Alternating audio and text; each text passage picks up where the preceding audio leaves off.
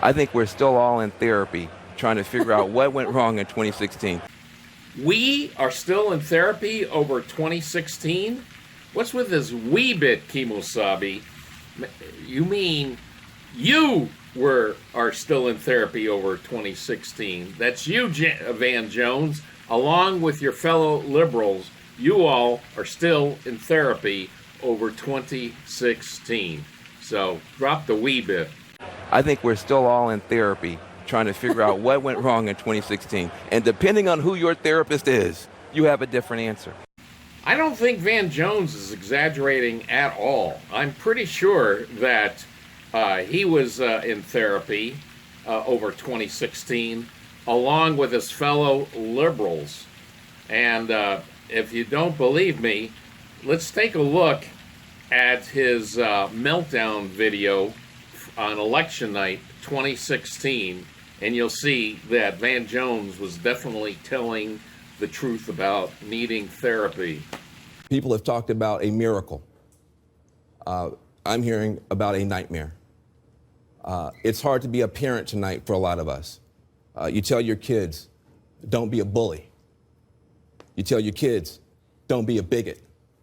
You tell your kids, do your homework and be prepared.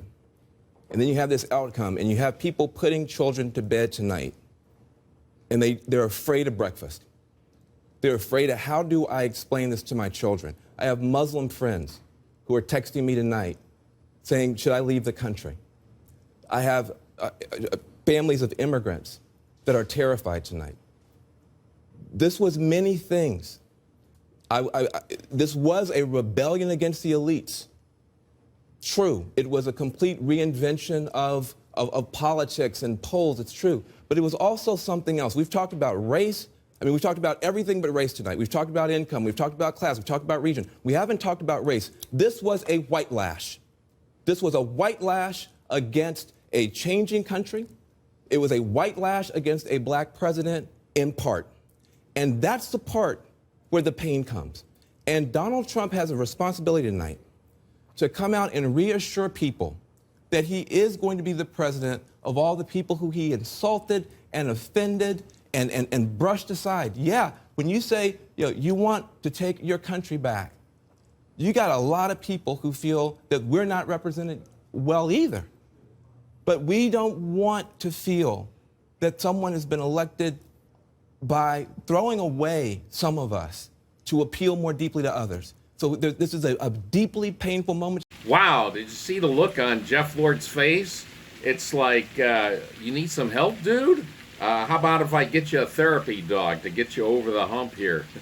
Well, in 2020, the liberals, including Van Jones, are going to need a lot more than therapy dogs. See, here's the deal.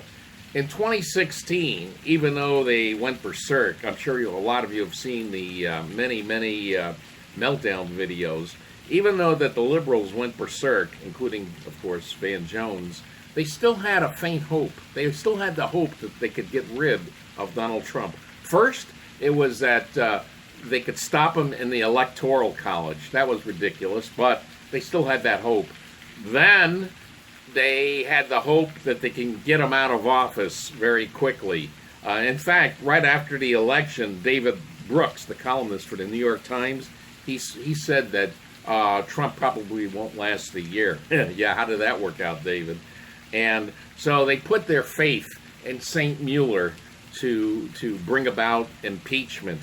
Well, I think you saw last week or over a week ago when Mueller testified before Congress, he sort of turned from saint to schmo, and impeachment is just not going to happen.